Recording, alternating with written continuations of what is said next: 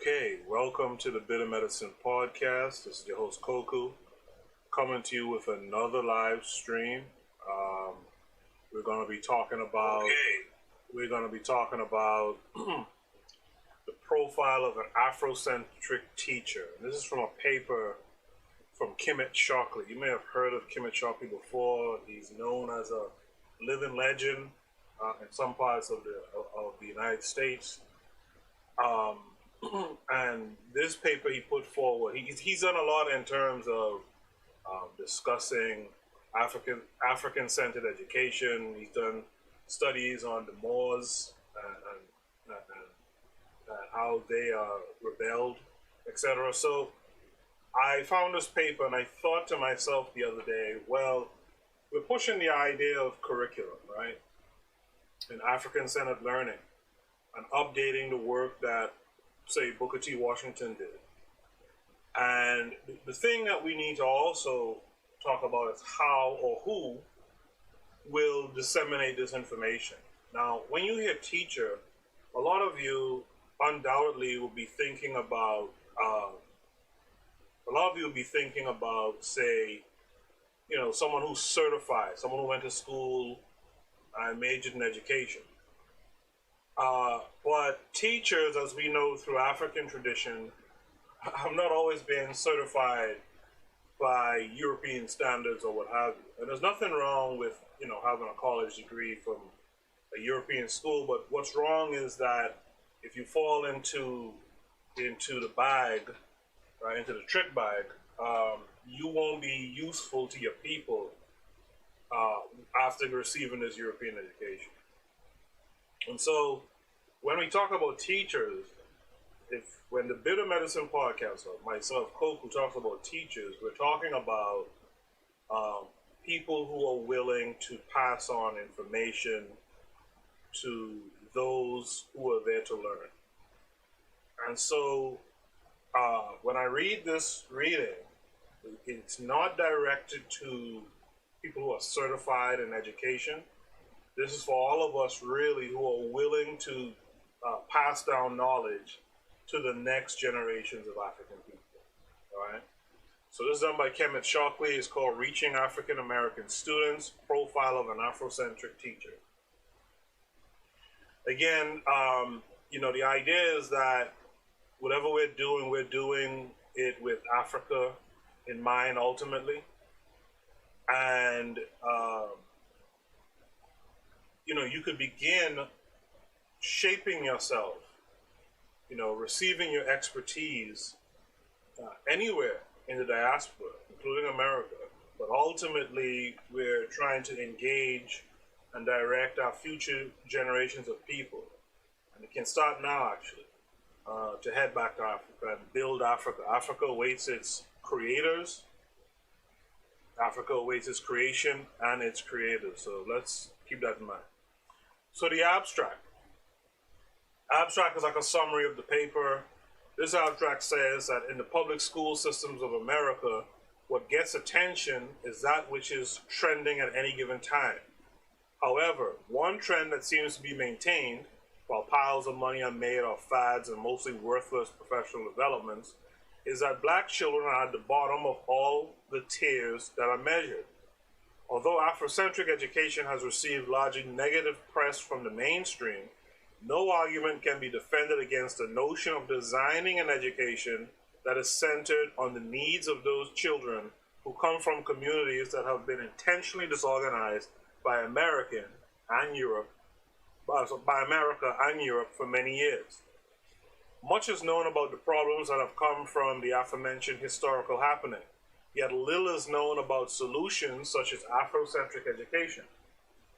This article presents a profile of an Afrocentric teacher who is dedicated to educating the children in his or her community. Findings include the need to focus on teacher transformation as opposed to students simply learning the 3 R's, right? And that's an important point, and I'm glad that the paper will address that, right? It's not just, it's not just teaching them this African-centered learning, right? It's not just teaching them the problems in their communities and the problems in Africa and trying to teach them towards developing solutions for those problems, but we gotta transform the people who would be teachers as well. We gotta make them African centered. Even me speaking here right now, I'm not as continental centered, right, as African continent centered as others are, to be honest. I listen to some folks and they'll talk about some folks in Africa I've never heard of. So that's a failing on my part. And so this curriculum is about building up everyone, including myself, right? Let's start drawing off of more history on the continent, you see? So let's begin. The inability of the American system of public education to meet the needs of its constituency is one of the most perplexing problems in U.S. society today. Scores of researchers, policymakers, school administrators, and teachers have been trying to figure out what to do about the entrenchment problem of a largely ineffective school system. Researchers and the like have been searching for solutions to the problem of a system that is ineffective overall and that now has trouble producing students who can compete with global peers. But researchers who are concerned about the miseducation and diseducation of first language Spanish speakers, African Americans, and Asians are doubly miffed because the system appears unyielding to the many voices that have attempted to seek substantive change for those students. Whereas the concerns of all groups are equally important, it is consistent fact that as a composite group, Black children in U.S. schools are experiencing extreme difficulties. In fact, Black children in the United States have experienced major difficulties since being allowed to be educated in U.S. schools. The poor academic performance of such a large number of children of African descent is disgraceful. What is even more insidious is that even if the children began to perform better in the system, let me check something for a second. Yeah. Even if, I'm sorry, let me go back. The poor academic performance of such a large number of children of African descent is disgraceful. What is even more insidious is that even if the children began to perform better in the system, they will only be performing better in a system that at best miseducates them. That is the problem that Black children have. The problem that Black children have is that they are between a rock and a hard place. On one hand, they are not performing well in U.S. public schools. On the other hand, Black students who do perform well are being trained away from the needs and interests of their community. Right? Important to highlight. Right? Perhaps the high dropout rates of Black students in some parts of the country speak to the following conundrum. If you do not study, or if you do not get good grades, you fail. But if you do study and you do get good grades, and you will be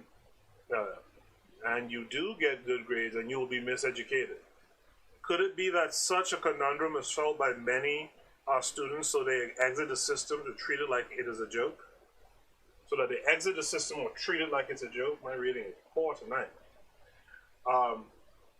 In many states, half the Black students leave high school before getting their diplomas. For example, in 2006, Black students in South Carolina experienced a dropout rate near 50%. God damn. In that same year, the Bill and Melinda Gates Foundation conducted a study that found that the number one reason why Blacks were dropping out of school in South Carolina was because classes are not interesting. What did I tell you in the last few episodes? We lose these students to disinterest because the things you learn in school are not related to your community and your experiences. That's what we got to change for our children. Several studies have discussed the lack of interest Black students have toward U.S. schooling. Instead of aiming to understand why many African American children don't value their schooling in the United States, many authors and scholars have chosen to focus on what some believe is a phenomenon called acting white. Oh yeah, we know about this acting white foolishness, right?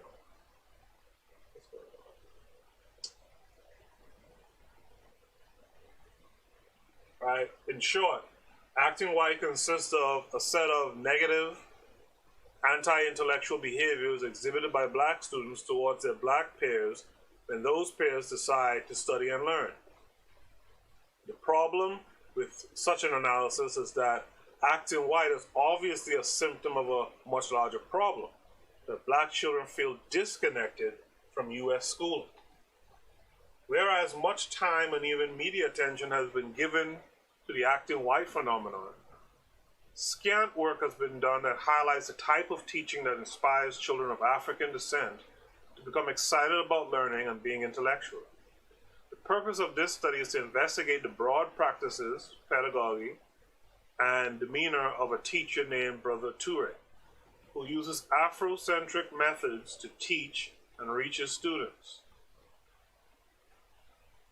Now, what it is, what the highlight function is, just piss poor. While he teaches them, virtually all of his students are engaged in the lessons, and the students connect with Brother Toure on a deep level. They want to make him proud.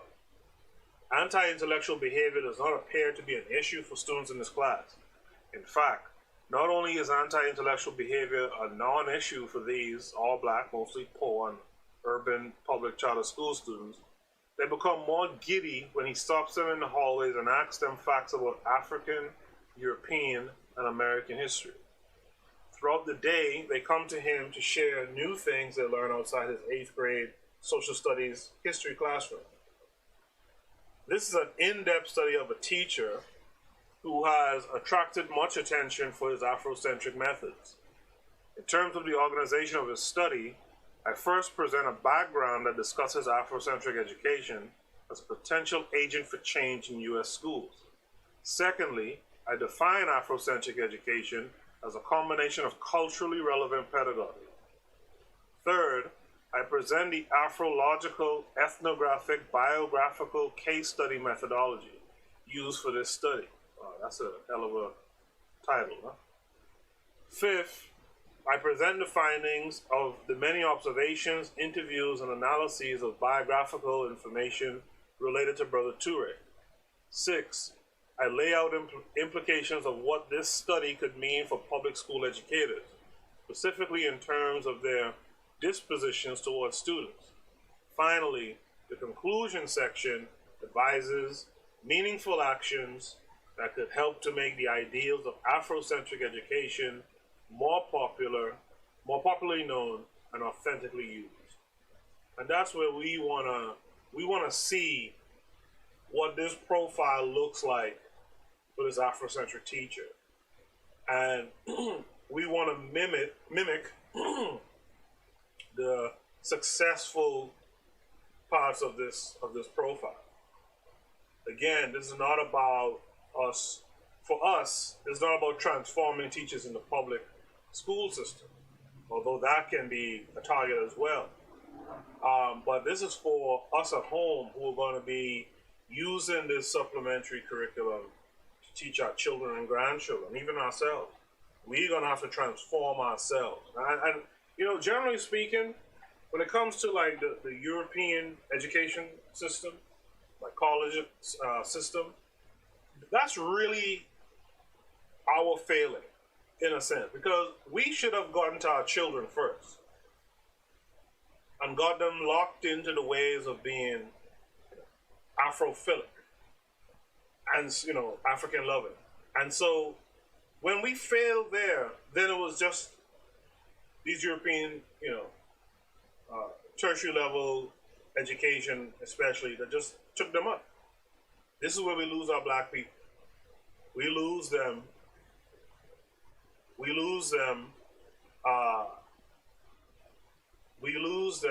Peace to Only Tase from the pro-black perspective checking in. We lose them, you know, because we never really made sure we had them before they went into the hands of these people. So let's get to the background. I have spent more than 15 years working in some capacity in the U.S. public schools, either as a classroom teacher, counselor, coordinator, presenter, researcher, school board member, consultant, etc., in the following regions: Indianapolis, Cincinnati, Fairfax County, Virginia, PG County, Maryland, Washington, D.C., Atlanta, Georgia, Houston, Texas, Aiken, South Carolina, Chicago, Illinois, and Los Angeles, California. I've spent the past 10 years in the position of being able to observe those public schools while charting the experience of teachers, students, and administrators in African-centered schools, some of which have been private and others public charter. I have noticed differences between Afrocentric educators and non-Afrocentric educators. I have never seen Afrocentric educators teaching to get through lessons regardless of students' responses to what was being taught. Additionally, I have never seen an Afrocentric educator yell at a student or call him or her names.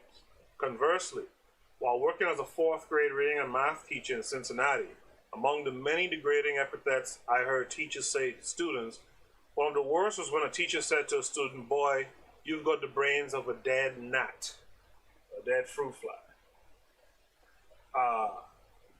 My formal and informal observations of teaching practices around the country are not able to be summed up to a simple matter of small school versus big school or public school versus private school. Instead, my formal and informal observations of Afrocentric versus non-Afrocentric individual teaching has more to do with what I observe as a difference between teaching for students to learn, non-Afrocentric, and teaching for students to lead, Afrocentric. I like that. Right? Often, Afrocentric teachers concern themselves with preparing students to be positive and proactive members of the Black community. And because they have that as a goal, they teach with a certain passion and desperation in hopes that the students can understand the immediate urgency of the moment, which is filled with a need to regain dignity, security, and a strong sense of community among Blacks. I believe that it is with a sense of desperation that many Afrocentric teachers teach with such passion. They call the students kings and queens and sometimes brother or sister. They are desperate to regain in the Black community a sense of safety and security, dignity, and communal behavior. For example, Afrocentric teachers use accomplished historical figures such as the world's first mathematical genius named Imhotep to encourage students not only that they can do math, but that math was invented by their ancestors, so they can even change or improve mathematics. Afrocentric teachers often teach about Imhotep while showing pictures or busts of him. They also bring in history lessons during math class, and they might begin talking about the various monuments Imhotep engineered. When students meet content of this type of teaching, they become engaged in the subject matter that is being taught because the passion is met with math, social studies, art, and discussions all within one class. And, that goes back to what we talked about with Booker T's education, right? With Booker T's curriculum. Booker T did just that. He pushed the idea that, now here they're talking about it happening in, say, a math class, where in math, the crossroads of history and art and all that happens within the math class. Booker T did it where it was like holistic. So in math, you did math, and then in English, you talked about the math that you did in math. Or in history, you talked about Imhotep and the history of mathematics, etc. So it's similar, and it has pretty much the same effect, right? Or it has a close effect. I think the way Booker T did it was a little bit better, but it has a similar, at least very close effect. As mentioned before, most Afrocentric teachers are impassioned and desperate. and they mix those emotions together with their deep passion for African history and their knowledge of the reality of the global situation in which Africans now find themselves. What results from emotions and knowledge is an investment in the well-being and development of students, which in turn attracts the students to these teachers and creates a family atmosphere within schools wherein personal relationships are formed. Afrocentric teachers find creative ways to learn things about students, families, so that they can tether those things in when they need to remind a student of the school-home connection. Considering that Afrocentric teachers such as Brother Toure are able to connect somewhat deeply with students and keep them engaged, it is a wonder why there are not more studies conducted on the pedagogy of Afrocentric educators. This case presents an Afrocentric teacher who brings immense amounts of passion, energy, African cultural knowledge, and diverse teaching styles to the classroom. Students report learning more from his class than from all the other classes put together. Whether they are exaggerating or not, they pay very close attention to what he is saying while he teaches them. They cooperate with him in every way imaginable, and they call him by phone late in the evening and early in the morning to discuss things that are happening in their lives. Brother Toure works as a public charter school teacher in a mostly black urban area of Boston. He is dedicated to the idea of being an Afrocentric teacher. This study poses a broad question. What can we learn from his example as an Afrocentric educator? So we get to the section of questions. What is Afrocentric education? Afrocentric education is the act of placing the needs of black children at the center of their education. And I would expand that I would change that to say African children, but I get it. Black children at the center of their education. Rather than teaching black children unneeded facts and unusable information, such as uncentered perspectives on historical matters, such as the Columbus story, which serves to confuse black children, in general, Afrocentric education attempts to equip black children with self-knowledge for the purpose of instilling in them a sense of agency for the purpose of nation building, literally teaching black children of their responsibility to reproduce and build families. More instructively, Afrocentric education is a process. Number one, teachers must become informed of who they are as African people. This includes learning about African cultural groups such as the Akan, Yue, Hausa, Zulu, etc., and adopting some of the practices of whichever group he or she chooses. However, the teacher must become familiar with the group through its indigenous practices and beliefs, not modern practices and beliefs. That's an interesting thing to say. Very interesting to say. The eventual goal of this learning is to be initiated into an African cultural group. 2, as the teacher becomes ever more familiarized with the African cultural group, he or she uses aspects of what he or she is learning in the classroom. For example, if the teacher learns how Africans greet one another, he or she might introduce the greeting Habare Ganai, what is meant by the greeting, when it is used, the etymology behind the greeting, and so forth. The teacher is the teacher is consistent and understands that he or she is not doing the students a favor by being Afrocentric. He or she is simply doing the job of someone who teaches black children. I like that. I like that a lot. Right? The teacher has to be engrossed if you want to get the student engrossed. Right? That just makes fundamental sense. The teacher must be engrossed if you plan to try to get the student engrossed in this type of learning. Right? Afrocentric education theory and scholarship is outlined by 7 constructs that are building blocks of Afrocentric education. The constructs are as follows: identity, the importance of identifying the black child as an African, Pan-African, the ideal, Pan-Africanism, the ideal that all black people in the world are Africans, African culture, the long-standing tradition of blacks using African culture to sustain themselves and bring order to their lives and communities, African values, adoption and transmission, inclusion of an African ethos into educational process for black children, black nationalism, the idea that blacks, regardless of their specific location, constitute a nation, community control with institution building, the ability to make important decisions about institutions that exist in one's community, and education as opposed to schooling. Education is the process of imparting upon children all things they need to provide leadership within their communities and within their nation, while schooling is a training process, right? And Shockley and Frederick came up with this in 2010. I like it. You gotta incorporate this into what we're doing.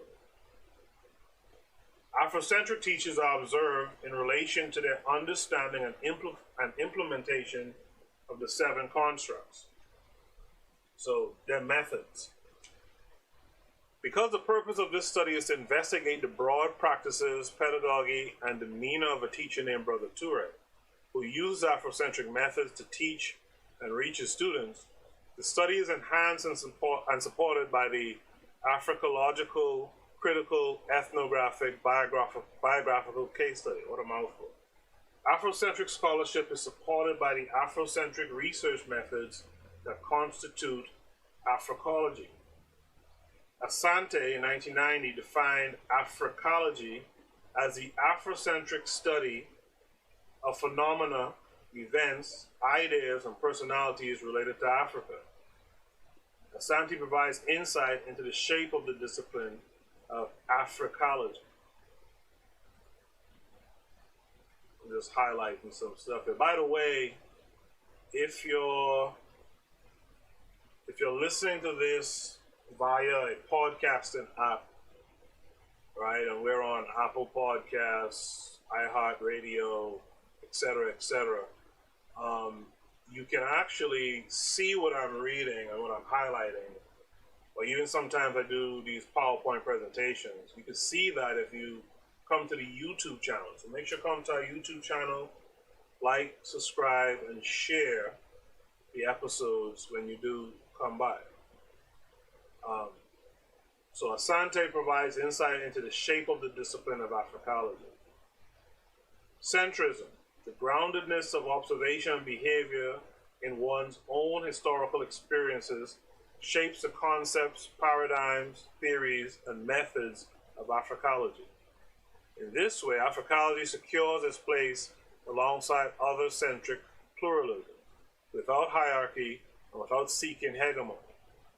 As a discipline, Africology is sustained by a commitment to centering the study of the African phenomena and events in the particular cultural voice of the composite African people. Furthermore, it opens the door for interpretations of reality based in evidence secured by reference to the African world.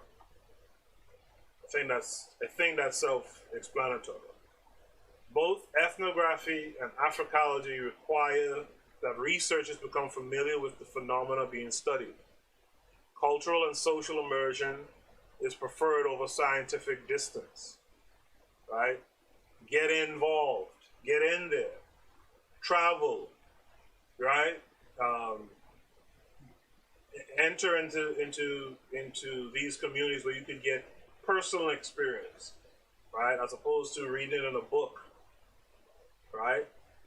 Asante explains that this immersion process in itself is extremely difficult because it means that the researcher must have some familiarity with the history, language, philosophy, and myths of the people under study. In addition, ethnography requires prolonged engagement with participants in the study. I have spent 3 years tracking Brother Toure's teaching and community outreach. So just to go back to something for a second.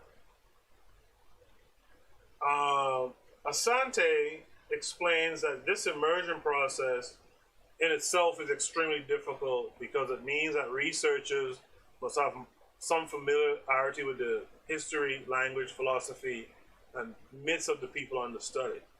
Now, I said before that that means get out there and get around the people, right? And that's the reason why a lot of people go to the scientific distance, right?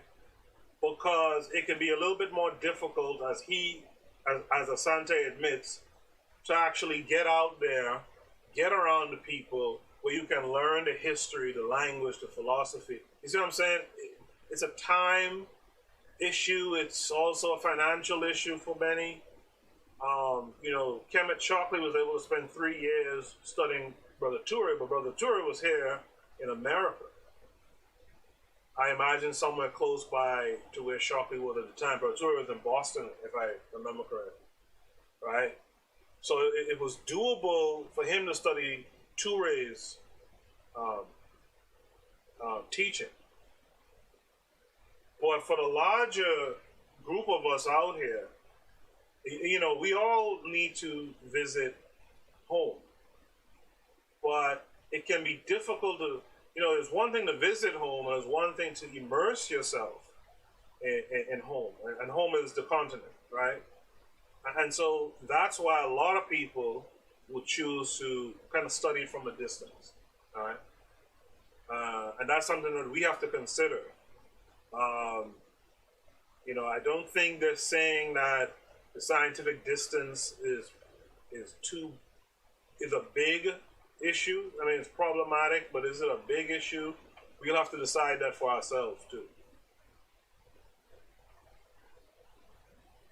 In this research, I advocate for what I identify as the imperatives of Afrocentric theory in education, and I employ reconceptualized critical theory as a basis for examining Afrocentric education practice. Critical theory is best understood as an attempt to confront the injustice of a particular society or public sphere within society. This investigation was served by components of critical theory, namely, I examined the teacher's practice to see if he seemed to want to serve students well and responsibly. That's a weird way to put that.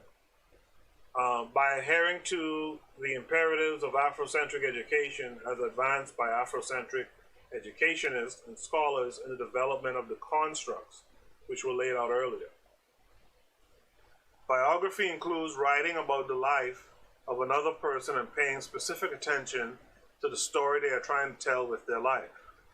Stakes posit that the qualitative case study is characterized by researchers spending extended time on site, personally in contact with activities and operations of the case, reflecting, revising meanings of what is going on, and they wrote that in 2000. Creates a perfect union between the characteristics of ethnographic and this biographical case study research. That is, I develop an understanding of the natives' point of view by spending extended quality time with Brother Toure. In that same vein, I was also open to participate in various cultural activities that gave me a great deal of insight into the case. This study was guided by the following central question. What are the broad practices, philosophies, and community outreach work of Afrocentric educator Brother Toure? And how do these practices, philosophies, and outreaches help create an Afrocentric classroom where the students are deeply engaged in what he is teaching? I don't know what's going on with this feature. Okay. So now he talks about the participant selection. Let me check if there's any comments going on. There's probably like 2 of us here. Once again, thanks to Pro-Black Perspective, Brother Onitase for joining. Make sure you guys go over to his channel, like and subscribe, and follow him on social media. He gives good information on a daily, so check him out. So, participant selection. Brother Toure has been teaching at Boston Charter School for 3 years, before which he taught for 2 years at a high school in Boston. He was 28 years old when this study began and has already gained a reputation as an outspoken advocate for black youth who is unapologetically Afrocentric in his beliefs. Before meeting him a few years ago, I was told by everyone that knew him about his energy and vitality. I wanted to find an Afrocentric educator who was relatively young, so I could track growth and development over the span of years. This study is ongoing and has been for about 3 years. Brother Toure was chosen for 3 major reasons. He is very well known in his community for his work with children. B, he embraces the notion of being Afrocentric and uses that label to self-describe. He also believes that Afrocentric teaching is the best type of teaching for black students. C, he was accessible for observation and interviews throughout the study.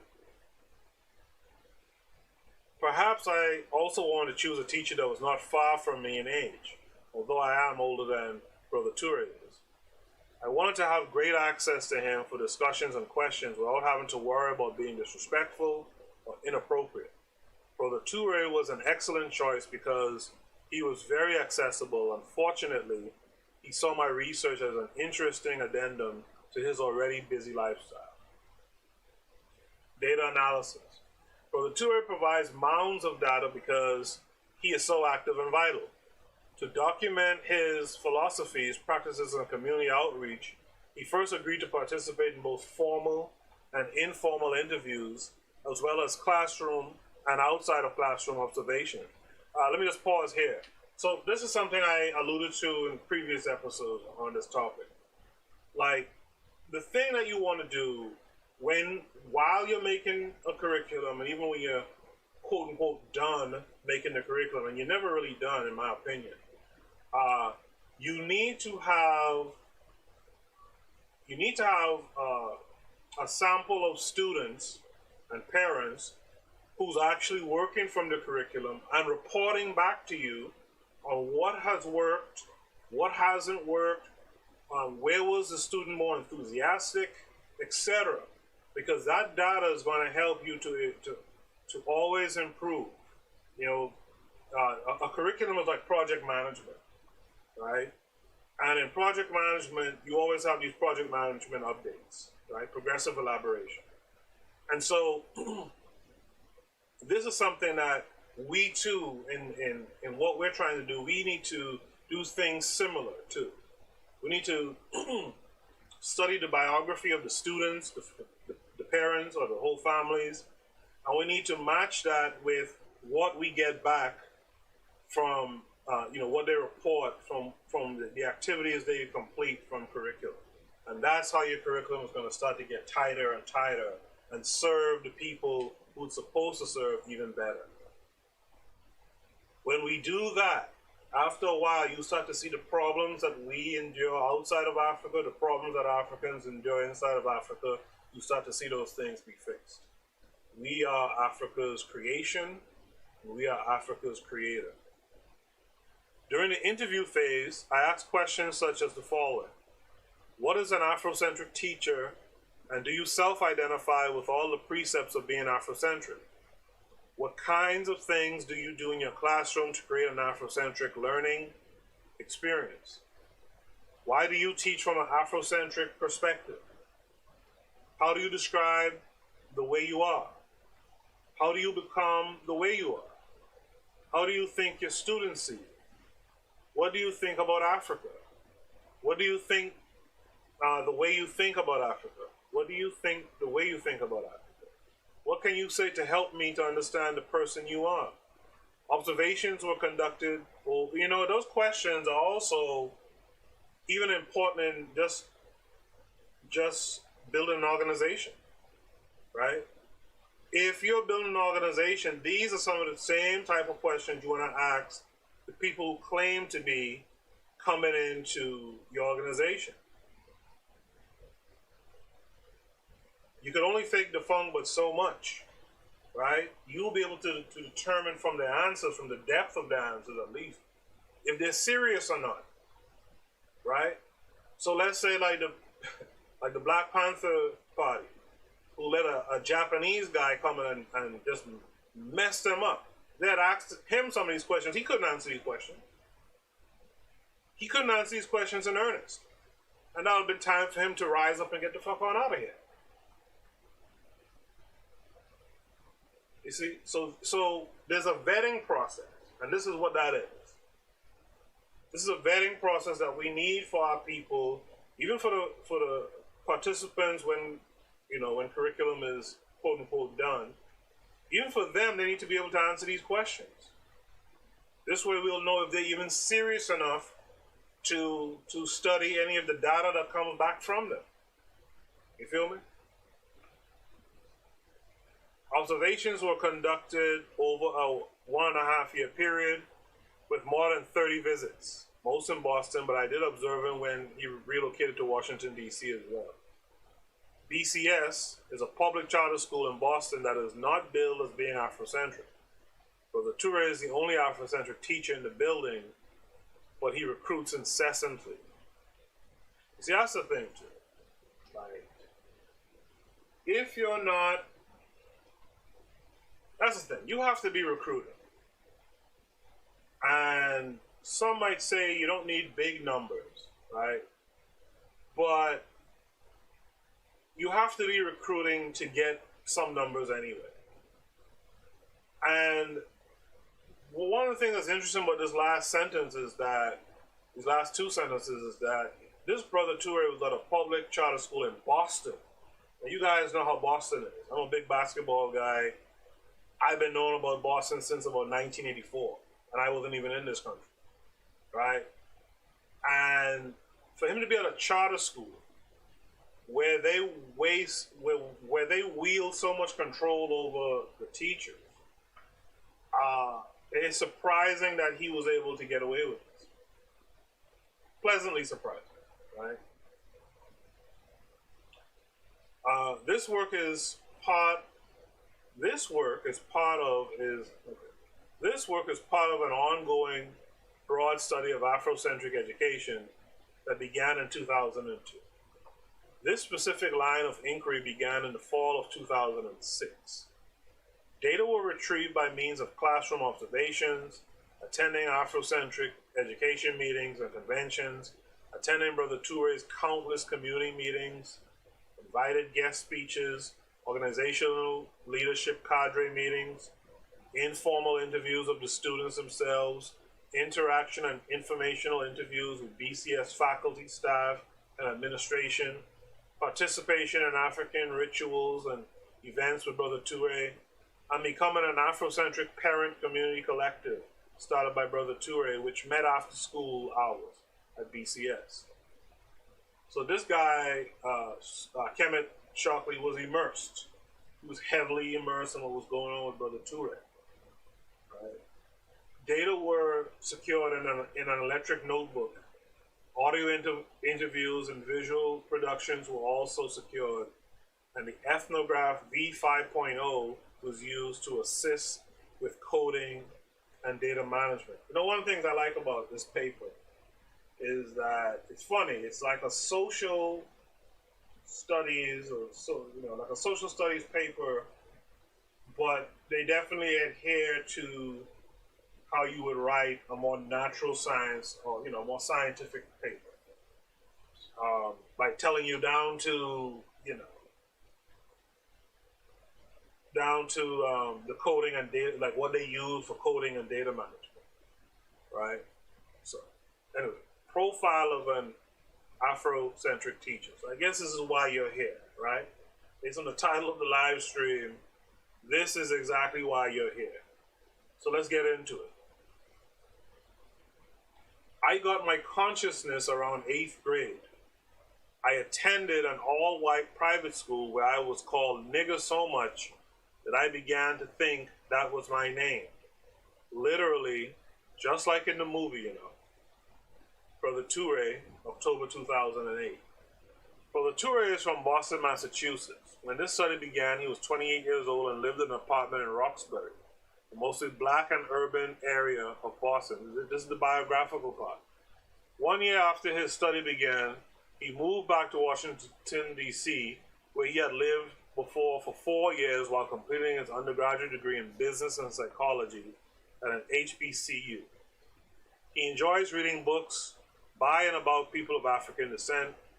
He is particularly impressed by the work, speeches, and personality of Asa Hilliard, the late educational psychologist and professor of education at Georgia State University. I think I read a paper from Asa some time ago. I did. He regularly quotes Hilliard. He also quotes Khalid Muhammad. Again, I'm surprised this guy was able to teach in Boston. He also quotes Khalid Muhammad at times. Muhammad is the late national spokesperson for Nation of Islam leader Louis Farrakhan. For example, Brother Toure constantly uses Muhammad saying, "Black people lost their land, language, and our culture, and many of us, by the way we act, have even lost our mind." People are constantly asking Brother Toure how he is able to remember so many quotes. He uses the quotes throughout each day, especially when he is having difficulty dealing with students. Brother Toure almost sounds made up, don't he? The principal of BCS gave Brother Toure some special duties because as she said, he is very talented at what he does. So why not let him use those talents? Okay. Particularly, she was talking about his ability to interact, empathize, and be in community with the students, parents, and other members of the community who come through the school's doors. But also many of the teachers ask him to help with students they are unable to handle. When students are having difficulty, they may come and talk with him in his office. On his desk in his office cubicle are pictures of Malcolm X, a sketch picture of a black man fighting off some wolves as he protects his wife. On the picture it says the Maroons. Also on his desk are statuettes of African kings and Imhotep. There is a calendar of a black woman, and on the same picture is a quote from Professor Naeem Akbar that says, "Whatever we can do to facilitate learning on the one hand and loving on the other is important because these are the most healing forces available to us." The desk is cluttered, like mine, but also on the cubicle walls are pictures of him and his students, African mask and a blueprint for freedom. There are also pictures on the back wall of Afrocentric education consultant Jawanza Konjufu, Khalid Muhammad, Afrocentric historian John G. Jackson. And you guys should be reading John G. Jackson too, by the way. This will get rid of like some of these like pseudo documentaries that you guys tend to buy into. First of all, you tend to help the guy make the documentary, then you have to buy the DVD after. John G. Jackson, Afrocentric investigator Ivan Van Sertimer, Afrocentric psychologist Amos Wilson, African Senate scholar Ben Jakanen, Afrocentric cultural critic Marimba Anai, Afrocentric historian Theophile Obenga, Afrocentric psychologist Bobby Wright, African Senate historian John Henrik Clark, Afrocentrist Molefe Asante, and Afrocentric anthropologist Sheikh Anta Diop. And those, again, I mean, right there, if you have that going on, right, if you have those works or works from those authors in your home library, right, you're talking about curriculum building to supplement or to replace the public school system. In any school, you have a library. You guys need to be building a library, and I would start with these authors. And I would add, again, he's in the chat room, I would add, only to say, from the pro-black perspective. He recently had the Book of Power. He had the Pro-Black Compendium before, which me and him talked about in a podcast. You guys need to have these items on your bookshelf from these authors to begin with. All these pictures, a photo of him and Asa Hilliard on a study tour in Egypt. There are student papers on the walls with grades on them. There is a notice for a parent. There's a notice for a parent meeting on his desk, written by him. It reads, "Parent meeting. Please join us for our next parent meeting. We will discuss fundraising, school policy, community outreach, and other topics. Future meetings will be held every second Tuesday of the month. Brother Toure is founder and coordinator of an Afrocentric parent group at BCS. Them white folks must be mad as hell. I was fortunate that Brother Toure found me to be a person of trust because it opened doors for me that otherwise would have been closed. For example, I was able to capture elements of his beliefs and practices because he made himself available to me on most occasions. In what follows, I offer a portrait of a typical day with Brother Toure. I begin the evening upon my flight landing in Boston. My observation trips there were all marked by the extraordinary energy of Brother Toure and his passion for his work with black students. Going back to something for a second, we had the book club, right? And the plan was to discuss all of these authors. We discussed some of them, right? Some of their works, or the works of some of these authors, right? And the thing with the book club that was disappointing was that it was myself and the co-host with me who were just reading, and it seemed like we were reading to ourselves. And I've considered bringing it back, but what you guys don't understand, these things take up a lot of time. And that time could be used for, things I need to do with my own children or, people around me. In fact, when we were doing those reviews of the books, I had people who would post comments on YouTube and stuff and say, "Hey, why don't y'all just read the books to us?" Now, I know the brother Onita Say has been doing some of that kind of lately, and and only dropped the link to your books, by the way, in the chat room. I know Oni has been doing some of that in recent weeks of reading entire, books and that kind of thing. But, that just kind of shows something about our community that just needs to change. You guys need to start supporting these authors. Beginning with when you try to say in the chat room, you got to start supporting these authors, right? Purchase the books. Sit down and read the books. Your reading the books will give you your understanding of the reader. And speaking of the book club, I will put this out there because I think it's important. I'm all for bringing back the book club, but again, we need folks, like you guys listening out here, to say, how can I help? How can I help? And perhaps you guys can be the folks during the reviews, right? Perhaps you guys can be the folks during the reviews, but it will help our people. The gifts of Brother Toure: energy, knowledge, and relationship building for transformation. Boston's Logan Airport is not the most interesting sight to see.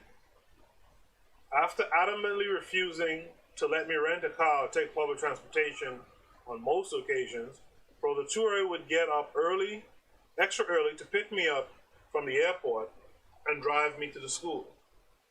I arrived in the evening. And drive me to the school. I arrived in the evening. He would drive me to my hotel or to any one of his many meetings. When he would pull up, the airport would become more interesting. He drove a small maroon Honda Civic with red, black, and green seat covers and cultural displays on the outside of the car. Inevitably, someone would ask, how are you going to get in that car? Because I am of a rather larger size and the car is miniature. I would always make do. As we drove haphazardly through the streets of Boston to the school, I was constantly frightened at the way the drivers seemed to see one another as nuisances with which to share the road. They drive with reckless abandon, and Brother Toure is no exception. The fear was real. I sighed with relief when we finally pulled into the school parking lot. As we walked into the school, our teachers would say, "Hi, Brother Toure." He would answer, "Habari gani," Kiswahili for "What good news do you have?" They would respond, "Habari gani," and smile. Getting in the door of the school took at least 15 minutes every time I visited, even when it was 10 degrees below zero. The reason it took so long is because Brother Toure found a reason to stop and talk with every person he saw before entering the building. Sometimes it would be students, sometimes teachers would be trying to hurry into the, sometimes it would be students, sometimes teachers would be trying to hurry into the building because it was freezing outside, and Brother Toure would talk with them as if he did not feel the cold. On one occasion I said, "Why don't you all carry it inside?" The teacher said, "Yeah." Brother Toure said, "Hold on, just one more question." All of his discussions were always about something related to a student. Before classes begin each day, students must line up outside on the playground in an orderly fashion. Before the day begins, Brother Toure might be offering me a tour of the school or something of that sort. Then he would say, "Hold up, brother, I gotta go get my warriors." Then he would literally skip down the stairs to go back outside to greet the students. On many occasions, it was so cold, my tear ducts would let the water stream. Once a student said to him, "You were late today." He was about 2 minutes later getting outside than normal. When he got out there, he would say things like, "Okay, let's get our minds black.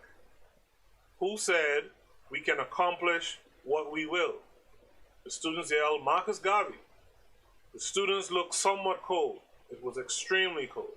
Brother Toure appeared to not feel the cold at all. He went on and on, asking students to recite things such as the school pledge. They said it. What did Malcolm X say about chickens? They said, "They come home to roost." Approximately 65 middle school students all knew him and responded to him. They were not talking to one another. More students began trickling in the later it got. You know, he had them in that cold weather to test their will. When the bell finally rang, the students looked at Brother Toure. He held one finger up in the air, and almost all of them got quiet. He put up a second finger, and they straightened up in the line. He then put up a third finger, and they turned to the left. Then a fourth one, and they turned to the right. I thought about the Malcolm X story, where he had such control and organization over members of the Nation of Islam. Then he pointed at the door, and they all quietly up the steps into the school. Before breaking the threshold, however, they shook hands with Brother Toure and the school principal. Sometimes the principal was there for those greetings, and sometimes she was not. When she was not, he would ask me to stand in and shake hands. While greeting them, he would say, "Habari gani," welcome back home. "I know you're going to have a great day today, right?" They would answer affirmatively. After they got into the building, Brother Toure would inevitably have to deal with a situation. For example, on one morning, a student who had attended the school had been shot and killed the evening before school.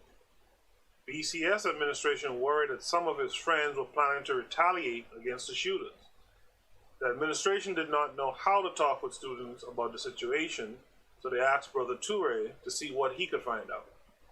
Brother Toure intervened and found out that a retaliation was planned. So he told the administrators, "If y'all don't want these students to shoot nobody, don't get the police involved just yet. They obliged. Brother Toure called the parent of the student at most risk for retaliation. For 2 weeks after the incident, Brother Toure drove that student in his car to and from school. While in the car, Brother Toure would say, "Do you know why the Hutu and the Tutsi people of Rwanda fought and killed one another?" The student would say no. He told him, because the Europeans told him that they were different, but really they were the same. He would continue, "You know why Biggie Smalls and Tupac are both dead? Because one was from east of the plantation and one was from west of it." He would ask questions and dialogue with the student. One day, before I go any further, make sure, let me see, people are hitting that like button. Make sure you guys,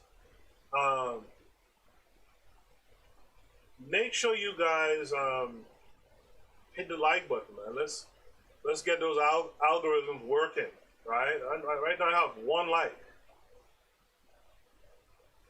Hey, what's up, Kev?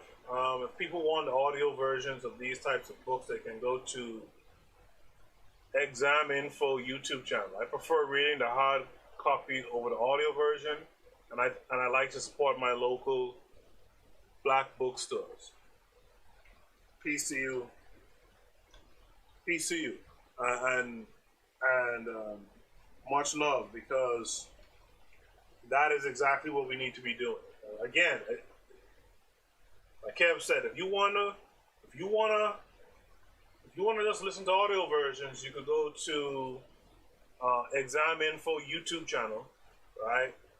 And you could listen to them there. But I would say that it's better for you to grab a physical copy and build your home collection. If that YouTube channel is taken down, you're shit out of luck for a lot of these different books. But you can own the book and support the author, the author's family at the same time. Have it in your house for you and your loved ones to be able to sit down and peruse through. So you should think about that. One day the student said, "But you look like a punk when your boys get shot and you don't do nothing about it." Brother Toure said, "Most of the young black kids your age who are under the ground right now, 6 feet under, are there because they didn't want to look like no punk." The students seemed to be in deeper reflection every day for those 2 weeks. As of the end of this study in Boston, no retaliation took place. Brother Toure has a very in-your-face way with students, but he gets in their face and ostensibly says, "I care about you and I love you." He never interacts with a student without tethering in some information about Africa. Students respond to him by first acting as if they do not understand where in the world he's coming from, but often by the end of the interaction, they are on board. When he walks down the hallway and sees students, he says things like, "Tell me one thing about Queen," I always mess this word up, Hatshepsut, or "Who was Mama Queen Nzinga?" or "Who wrote Blueprint for Black Power?" Sometimes students stop him. For example, Imani stopped him and said, "Brother Toure, I bet you don't know what today is." He answered, "What is it?" The student said, "Today is Harriet Tubman's birthday." He relishes in those moments and then begins a quiz session with students. Transformation and teaching. Brother Toure teaches social studies and history. Moments before class, the students stood in the hallway, quietly waiting on his instruction. He spoke to them as they waited to enter, saying, "I know you're all going to be strong today in class." He asked the class what the first thing was they were going to do when they entered the classroom. One male student answered, "Sit our ladies down first." He said, "Right." After they entered the classroom, he said, "Ladies, do you feel safe?" They replied affirmatively. Then he said, "You cannot learn if you don't feel safe." And he also told the students, "I have to present at a prison this weekend. And you know what? I have to sneak this information into them." He was referring to a packet of Malcolm X readings. In the packet, it outlined and talked about a black tradition of excellence. The students worked quietly on their reading, He said, you got to read to lead. Again, you got to read to lead. Sitting down listening to me read a book to you is not a leadership quality. He asked, what is the best way to keep a secret from a black person? The students replied, put it in a book. A student wanted to elaborate, and he let her stand up and talk. He asked, how did Frederick Douglass learn how to read? She explained his study of the alphabet. The packet had a number of different black leaders in it, Martin Delany, Ida B. Wells, and so forth. It emphasized Malcolm X. The students read for the first 15 minutes of class. After reading, he told the students to get up. They moved some of the desks. A girl was lifting her desk. He said to one of the male students, you ain't gonna help the sister out? The student took the desk and helped. He had a ball. He said, if you're gonna be revolutionary, you gotta be able to speak to the people. He bounced past the ball a few times. The students stood in a circle for the activity. He said, give me 3 things a circle represents in our culture. A student said, unity and peace. Another one said, love. Then he said, here's what we're going to do. I'm going to ask you some questions about Malcolm. I'll pass the ball to you. If you have to catch the ball and answer Ashe, okay? They responded Ashe.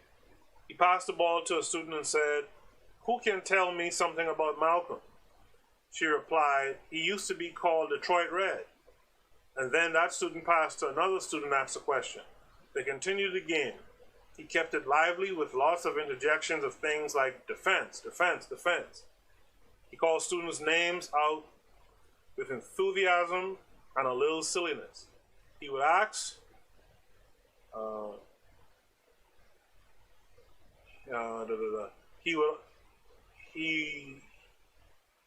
I lost my place. Oh yeah, he would ask questions like, how do European and African cultures differ? He would also ask, how are they similar? He smiled and grinned as he watched the students saying, excellent, when they offered information. The students laughed but were focused on his questions and their answers. He told the students to all sway from side to side as they waited for the ball to be thrown to them. Students discussed Betty Shabazz, Malcolm Little. One student mentioned that Malcolm was shot 19 times. They struggled to remember Betty Shabazz's maiden name. He played this ball game with them about other history facts. A few of them were related to the Boston Public Schools standardized assessment tool. The students recall many things. One said, when Malcolm X was in jail, he came under the teachings of Elijah Muhammad. He told the students to raise their hands if they have had a teacher who put them down or hurt their feelings. Some raised hands. He said, what did Malcolm do when that happened?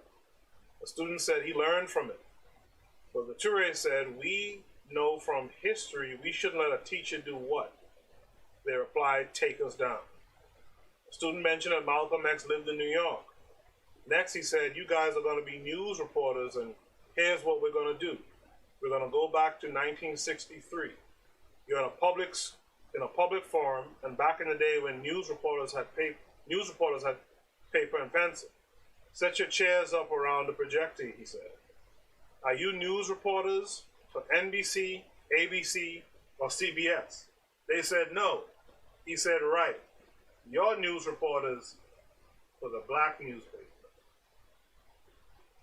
He continued with a quote from Afrocentric reporter Listavelt Middleton. Minute by minute, hour by hour, finished the quote. They could not. He helped them. As you lose your history, you lose your, they responded, power.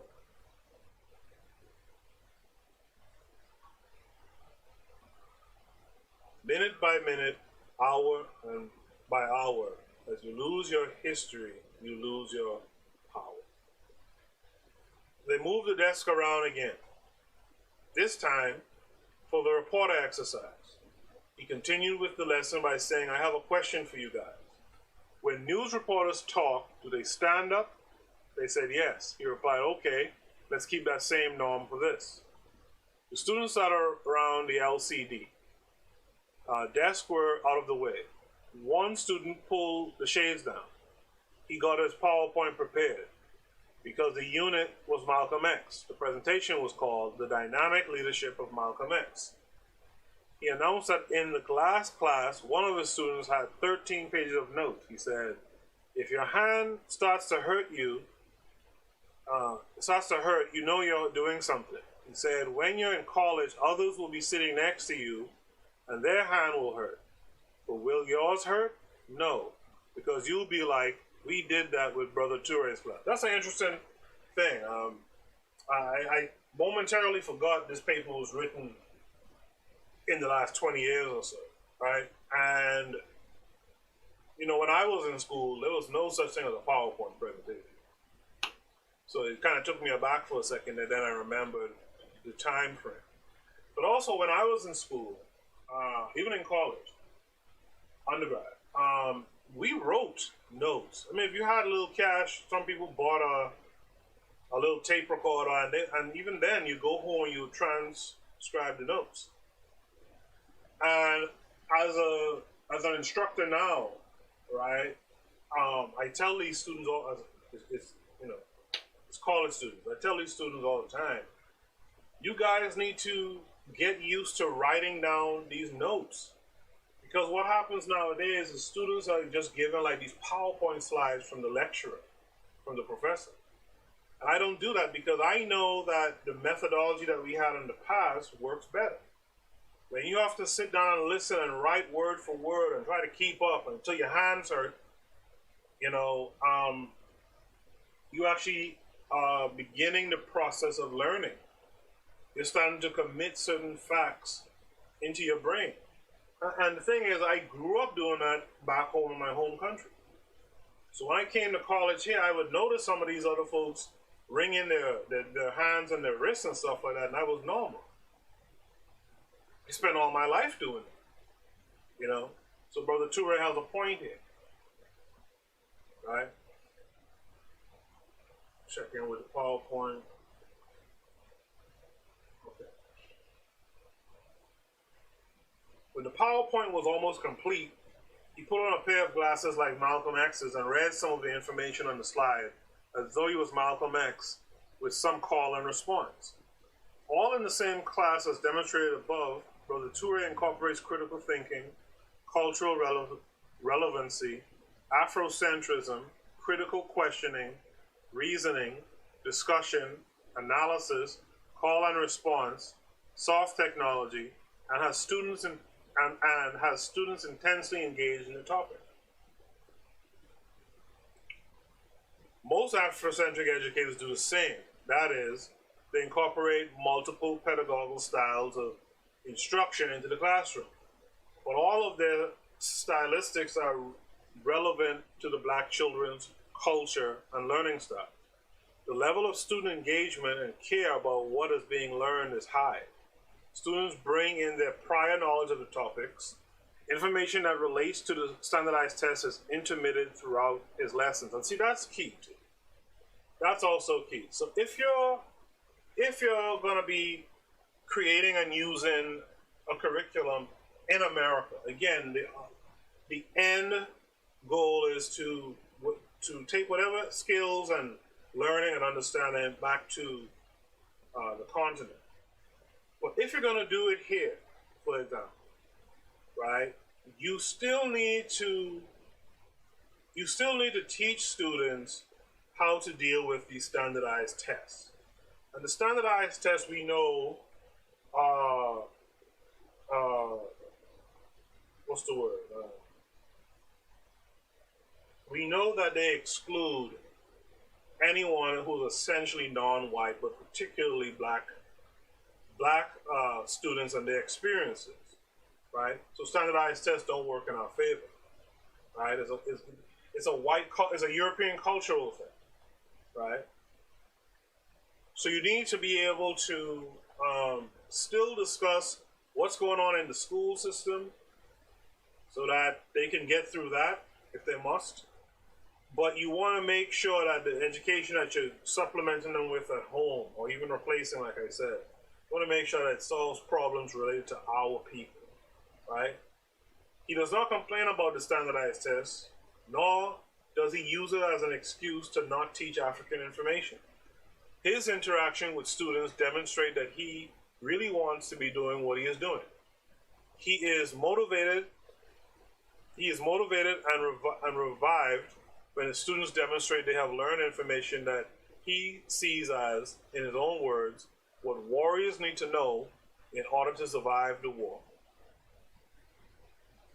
His belief is that blacks are in a war with the white supremacist educational system, which is miseducating black children. Where's the lie?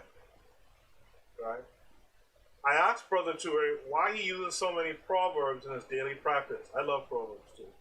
He said proverbs can be used for so many different things. Proverbs are so powerful that you can correct an elder with proverbs. You can use them when things are good. You can use them when things are bad. Then he joked saying, with proverbs, it's like a liquor store.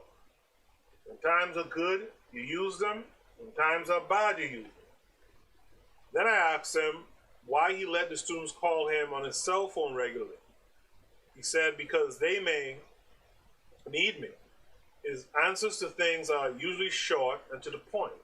He likes to say focus on all of the daily happenings in the school and finds little time to shoot the breeze. He is a dedicated worker. After his afternoon social studies class, the dean of students, who is actually in charge of discipline, brought a student to Brother Toure and said the student was behaving badly. Brother Toure said to the student, what's the problem? Every time I pull you over, that is have to reprimand you, I invest power into you. So who's failing?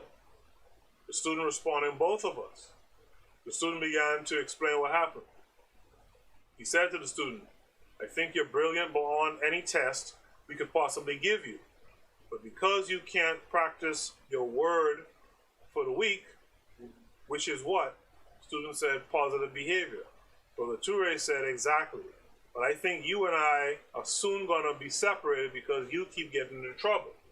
He reminded the student of the trouble he was in yesterday. He said, yesterday you said you were doing your work, but you were not doing it. I think that's an integrity issue. He asked the student why he's not becoming better. He told the student, come here. Brother Toure stood up holding his right hand next to the wall as high as he could raise it and said, that's my expectation of you. Then he said, is that where your behavior is? The student said, no. Brother Toure said, where is your behavior? The student placed his hand low to indicate low behavior. Next, Brother Toure showed her Aket, the Sphinx, and explained that it was Heru on the horizon. He explained the Aket symbol of the human head on the lion's body signifies that you must rise above your beastly instinct. He worked with the student so that the student could understand that the brain rises above and we use our brains to control our actions. He said in order for us to reach higher levels of intelligence, our brain must go above our bodies, because if we don't, we're animals. I was surprised at what the student said next. He said, this is what I expect to learn like in college. I'm getting a head start. Brother Toure said, do you get it? The student responded affirmatively. Brother Toure said, then I don't want you doing things that are going to violate your ancestors. Brother Toure has energy, knowledge of Africa, and close connection with the community by being in a number of organizations. We always talk about organizations. He started one called Awake Your African Mind, AM. He does not seem to tire because he enjoys working with the students so much that it actually gives him energy. When they behave well, he finds a way to get them to think of their behavior as an example of African excellence. When they behave badly, he uses Africans who did the right thing, such as Dessalines or Rosa Parks, as an example of good behavior that should be followed. He is able to constantly pull in examples related to Africa because he reads incessantly. Read incessantly. This is what we're failing to do.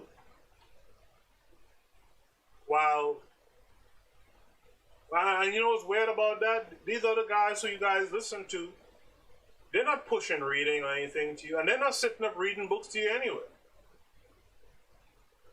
Tariq and them are, for example, and even Yvette Connell and Tone Talk, some of these people, they're out here pushing their Ogun spray.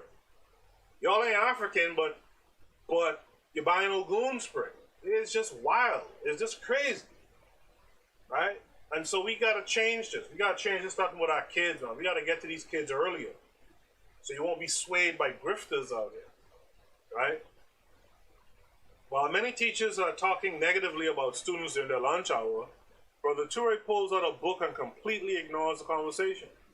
Some of the teachers are annoyed by his dedication to the cause of Afrocentric education and his decision to be an advocate for students. He uses his community connections to expose the students to a number of different people. He invites guest speakers from the community into his classroom on a regular basis. Brother Toure's work at BCS can serve as an example of the type of workers needed in public schools all around the United States. Committed and consistent workers who do not try to thwart Afrocentric efforts. Those who try to enhance Afrocentric efforts and people who are lifelong learners. You see, that's what we got to become. This ain't about,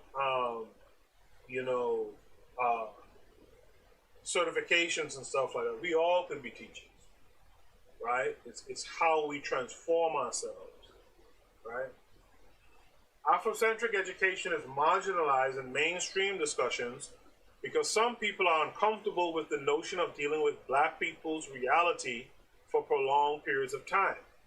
In other words,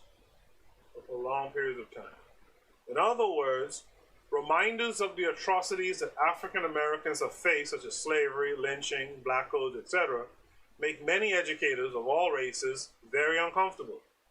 But the problem is that by not dealing with the atrocities, people simultaneously operate outside of a land of reality. In the make-believe world, where Black people are simply members of a minority group just like others, such as Asians and Indians, etc., Black people suffer continuously because they are not in the same reality of other groups. Not only are Blacks involuntary minorities, they were subjugated to codes and laws that no other group ever had to experience. One such law was that in some states a Black person could not look out the same window as a white person. God damn. The history of discrimination and racism against people of African descent has placed them in a special circumstance. And standardized education ignores that circumstance. This study highlights a teacher who is doing excellent work with the children in his classroom. What would happen if teachers expressed more energy and knowledge of Africa and were able to demonstrate that they cared about and loved Black people? How would such teaching and relationship building make a difference for the children? It certainly could only turn what is happening now into a positive direction. What if teacher education programs emphasize the kind of teaching and relationship building Brother Toure accomplishes so that teachers who are going to be working with urban, inner city Black children could have an example of a type of teaching that works for Black children? Many of Brother Toure's students have said to me that he is the only teacher who has ever really taught them something. You see, that's the thing. Our children want to learn. Our children want to learn. Our children don't want to be dropping out of school and on the school to prison pipeline track in grade 3. Our children want to learn, but we send them to these folks who have no intention of teaching them. Because they know that the knowledgeable soldier is the better combatant. They know in this war they want to keep us dumb. Dumb, disorganized, and confused. You see? What does that say about the rest of what is going on in the classrooms where those students sit every day? Teacher education programs seem to wish to repel against anything Afrocentric, and this is not to the detriment of anyone more than it is to black children. Furthermore, education policy should reflect the fact that Afrocentric education is one of the only truly sensible approaches to educating black children. This is true because black children are not sitting in America's classrooms as members of the society whose ancestors decided that they want a better way of life. Instead, African American children sit in the classroom representing a group of people who had virtually everything, including their culture, their language, and their folkways, stolen from them. Hence, they need an education that is reminiscent of their own special situation. It is unscrupulous that Afrocentric education offers a resolve for the miseducation of black children, yet no real efforts to understand it and make sure that black children are exposed to it exist in mass anywhere in the United States. And the reason why there's no effort, we could blame the status quo of white society, not giving a damn about it, and that's what they're supposed to do. See, this is a hard truth that we don't really talk about. White folks are supposed to put you down, and they're supposed to keep their foot on your necks and keep you down. That's how they keep this thing that they call power. So who really is failing here? Like Toure asked that student. Who's really failing? It's us who are failing. We're not doing the things to re-educate our children in their tradition, into their community, right? And this is where we're failing. I've been talking about this for a while now, and I'd really like for you guys to wake up to this. When we talk about building power and nations, it starts with knowledge, man. Particularly knowledge of self. It means that the person who's disseminating the information must be immersed in knowledge of their African self. So if you want to help with this curriculum building, you need to transform as well. I'm not saying that you're not transformed at all, but you need to be immersed going forward. You need to be immersed going forward. Again, we're not talking about necessarily transforming the public school system teaching.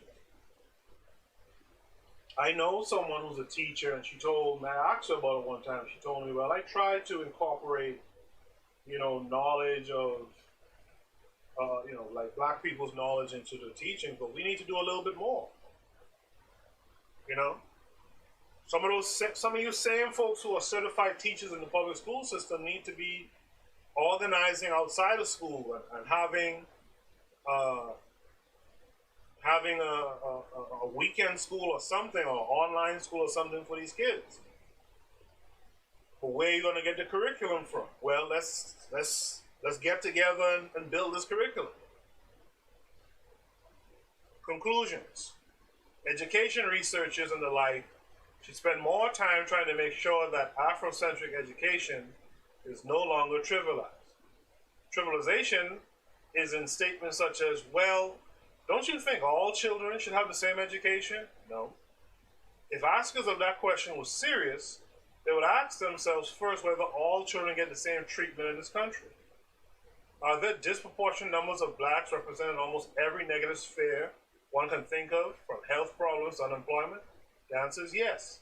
So if different things are happening to blacks for whatever reasons, then their education should be delivered in such a way that they can address those issues. Right? Another trivialization that is discussed is whether Afrocentric education works. I know many readers will initially wonder how that trivializes, but to ask if an education that is centered on the very people it is trying to reach works is an intellectual sleight of hand. I agree.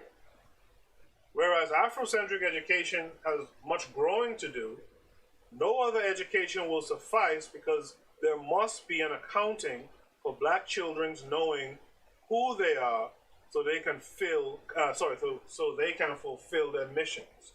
Simply put, Afrocentric education is a type of education that forces teachers to exist inside the African reality during the time they are teaching black students. It's a simple thing that for some reason keeps getting missed. You know, that's because a lot of our interaction with African reality is like performative stuff. You know, folks will come through with a kente cloth or some lambskin, some goatskin shield or some such shit that they picked up on a trip, but they themselves aren't really immersed. And that's the problem. We got to transform. We have to transform our teachers. We have to transform ourselves to be transformed teachers too. Declaration of conflicting interest. The author declared no potential conflicts of interest with respect to the authorship and or publication of this article. Funding. The author received no financial support for the research and or authorship of this article. Basically, he wasn't compromised in any way. So, you know, that's the reading of this paper. In the comment section, let me know your thoughts on this paper.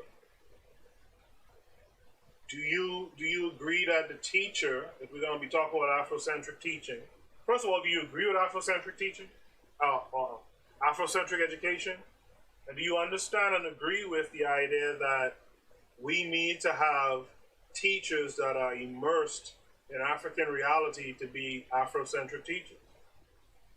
All right. KW Don 7, Kev says the grifters do not want a well-read audience. It will mess up their grift or hustle. Pro-black perspective says interesting. I don't know if it's interesting what Kev said or what I just read, but Kev was absolutely right. The grifter likes to keep you down, because if you're too smart, he can't pull the sleight of hand on you. You see? And so, if you're not paying attention to the voices that are bringing more intellectual discussions, right? If you're just listening to guys sitting up talking about bussy all day, right? Talking about, or like boys walking, who I call moist walk-ins, because he really is just something else. But if you spend your time listening to these guys, then understand that you're not very smart. You're not going to like me for saying it, but I'm going to say it. At best, you may be listening to them just for the entertainment. And even that, I don't find as that entertaining. Especially of late, with this whole ADOS, FBA type stuff going on. Right? But that's the episode today. I hope I inspired you in some way. I hope I've challenged you in some ways too. And like I said, man, make sure to like the video. Make sure to share it on your social media. Get people actively talking about what's being discussed here. I'm going to probably post some questions and pin them below later on. So if you're listening to this on a podcasting app or something like that, just head over to the YouTube page, the Bitter Medicine Podcast YouTube channel, and you'll see the questions there. Share your ideas. Let's have more discussions and interactions about this stuff. You can't just be listening to it and then you're not talking about it afterwards. It doesn't make sense, right? Anyway, that's been the episode today. Thanks for the folks who tuned in. Big ups to the Pro-Black Perspective, KW Don 7. Make sure to follow them on social media. Good dudes. Until next time, this has been the Bitter Medicine Podcast on KWAZ Radio.